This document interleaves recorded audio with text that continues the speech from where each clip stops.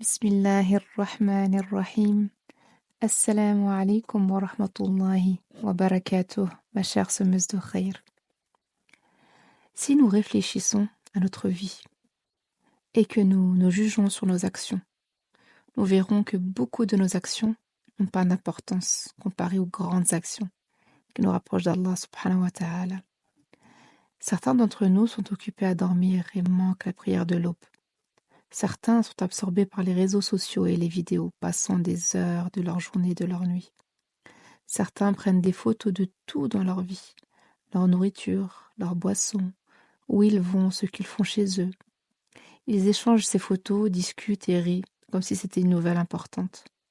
Certains sont obsédés par les détails des infos et de la politique, d'autres par les films et les séries, d'autres par les matchs et les nouvelles des joueurs. Certains perdent leur temps à marcher pour faire du shopping, d'autres passent des heures dans des réunions à bavarder. Certaines femmes sont préoccupées à suivre les tendances de la mode pour les vêtements, les chaussures et les sacs. D'autres sont absorbées par la beauté et le maquillage, et d'autres encore par la minceur et la perte de poids. En revanche, il se passe parfois des jours sans que nous ouvrions le livre d'Allah, et que nous apprenions quelque chose qui nous rapproche de lui, subhanahu wa ta'ala. Ainsi, les années passent, les vies se terminent, et nous ne préparons pas à rencontrer Allah subhanahu wa ta'ala. Allah Azza wa Jal nous dit dans Surat Al-Hashr, versets 18 et 19, ô vous qui avez cru, craignez Allah et que chaque âme regarde ce qu'elle a avancé pour demain. Et craignez Allah, en vérité, Allah est expert de ce que vous faites. Et ne soyez pas comme ceux qui ont oublié Allah. Alors, il leur a fait oublier leurs propres âmes. Ceux-là sont les véritables perdants. Par Allah, si on disait à quelqu'un qu'il mourrait demain, il abandonnerait beaucoup de ses actions auxquelles il s'est habitué.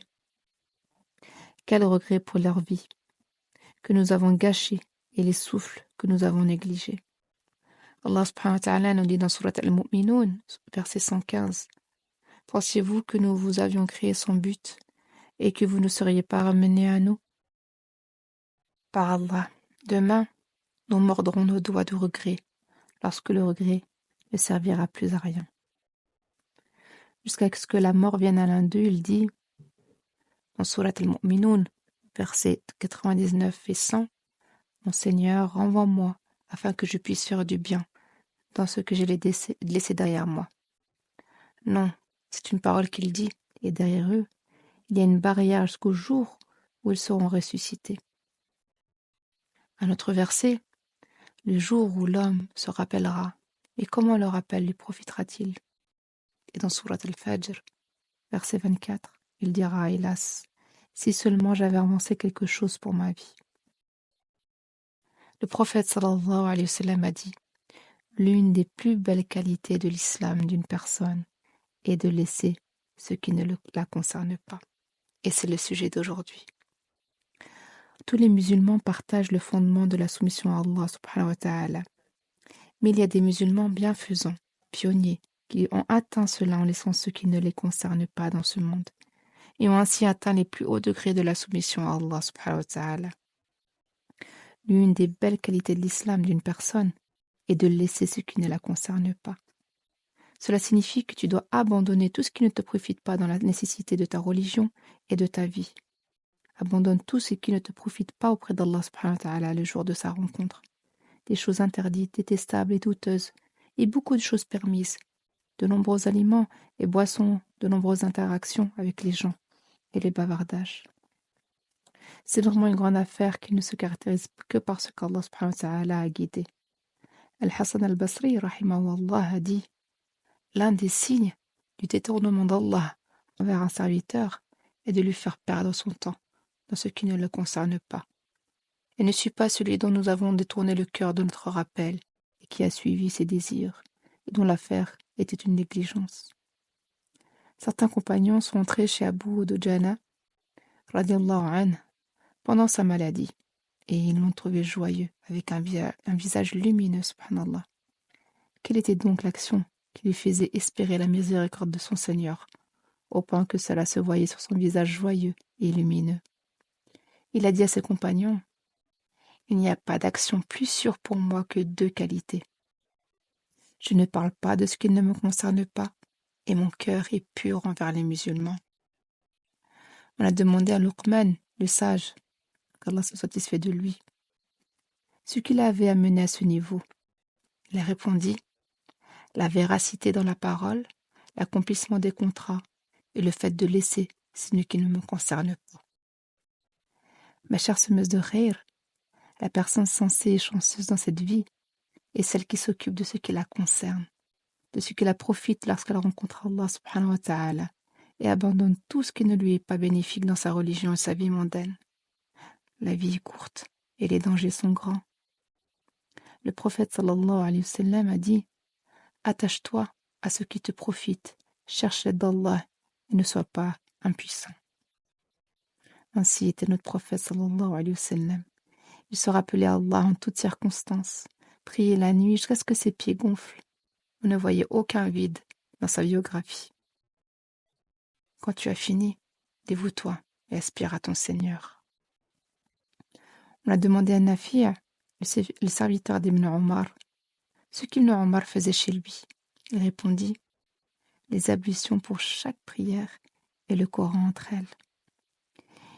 Il est dit dans la biographie de Hamad ibn Salama, rahimahullah, que si on lui avait dit qu'il mourrait demain, il n'aurait pas pu augmenter ses actions. Abu Hurayra radiallahu anhu est passé près d'une tombe et a dit, subhanallah, cette parole elle est très forte. 2 unités de prière sont plus aimées par le défunt que tout ce qui reste de votre monde. Les croyants ont certes réussi, ceux qui sont humbles dans leurs prières et ceux qui évitent les futilités. Nous demandons à Allah subhanahu wa ta'ala de nous accorder de nous préoccuper de ce qui nous profite le jour de sa rencontre. Je dis ce que tu entends et je demande pardon à Allah pour moi et pour toi. Ma chère semeuse de khayr, il est dit dans la sagesse inspirée de ce hadith, celui qui parle ou s'immisce dans ce qui ne le concerne pas entendra ce qui ne lui plaît pas. Méfie-toi de t'immiscer dans les affaires privées des gens. Contente-toi de demander ce qui te rassure sur leur état. Ne t'immisce pas dans tout. Ne demande pas sur leur maison, leur travail, leur salaire, d'où ils viennent, où ils vont, ce qu'ils mangent. Cela pourra éloigner les gens de toi. Combien cela a causé de problèmes, négliger des devoirs et couper des relations. Cette caractéristique n'est pas aimée par Allah subhanahu wa ta'ala. Le prophète sallallahu alayhi wa sallam a dit « Allah déteste pour vous les commérages, les questions fréquentes et le gaspillage de l'argent. » Ne répète pas avec ta langue tout ce que tu entends avec tes oreilles, car beaucoup de ce que tu entends ne te concerne pas et ne t'intéresse pas. Le prophète sallallahu alayhi wa sallam a dit « Il suffit à l'homme comme péché de raconter ce qu'il entend. » Ne t'immisce pas dans les grandes affaires comme les politiques de l'État et les fatwas importantes pour la nation, car elles ont leurs savants et leurs experts. Occupe-toi de tes prières pieuses pour les musulmans. Le prophète sallallahu alayhi wa sallam était interrogé sur le salut. Il a répondu « Retiens ta langue, que ta maison te suffise, et pleure sur tes péchés. » Ma chère semeuse de khayr, c'est une qualité magnifique de t'occuper dans ta vie de ce qui te concerne et te profite dans ta religion et ta vie, et de te détourner de tout ce qui ne te profite pas. La qualité de laisser tout ce qui ne te profite pas est une caractéristique magnifique que nous devons cultiver en nous-mêmes et inculquer à nos familles et enfants. Cela corrigera nos âmes, nos relations et même notre vie quotidienne et spirituelle. Un homme parmi les compagnons du prophète sallallahu alayhi wa sallam est décédé. Certains compagnons ont dit « Félicitations pour le paradis ». Le prophète sallallahu alayhi wa sallam a dit « Comment le savez-vous » Le prophète sallallahu alayhi wa sallam qui l'a dit. Il a dit « Comment le savez-vous » Peut-être a-t-il parlé de ce qui ne le concernait pas. La ilaha illallah. Sallu ala nabi sallallahu alayhi wa sallam. Ya Allah, prie et bénis notre prophète Mohammed sallallahu alayhi wa sallam. Sois satisfait d'Abu Bakr, Omar, Othman, Ali et tous les compagnons honorables. Et sois satisfait de nous avec ta générosité et ta bienveillance jusqu'au jour du jugement. Ya Allah, pardonne nos péchés, efface nos mauvaises actions et fais-nous mourir avec les pieux. Ya Allah, donne à nos âmes leur piété et purifie-les, car tu es le meilleur de ceux qui purifient. Tu es leur protecteur et leur maître. Ya Allah, pardonne aux musulmans et aux musulmanes, vivants et morts. Ya Allah, accorde la dignité à l'islam et aux musulmans.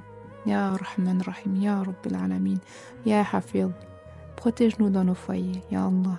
Ne laisse pas de péché parmi nous sans que tu nous pardonnes, pas de défunt sans que tu lui fasses miséricorde, pas d'égaré sans que tu le guides, pas de malade sans que tu le guérisses, pas de dette sans que tu la règles, et pas de souci sans que tu ne l'apaises par ta miséricorde. Ya Rahman, Ya Rahim, Ya Rabbil Alamin. Ya Allah, nous te demandons le paradis et ce qui nous en rapproche en parole et en action. Et nous cherchons refuge auprès de toi contre le feu et ce qui nous en rapproche en parole et en action. Et nous te demandons la joie de contempler ton visage et le désir de te rencontrer. Ya Allah, Ya Allah, Ya Allah. Tu es le riche et nous sommes les pauvres. Je ne vais pas te demander de t'abonner, ni de liker et de partager. Ce projet est une semence de bien que je confie à Allah Azawajal, en espérant qu'il l'accepte et qu'elle porte ses fruits. Assalamu alaikum wa rahmatullahi wa barakatuh.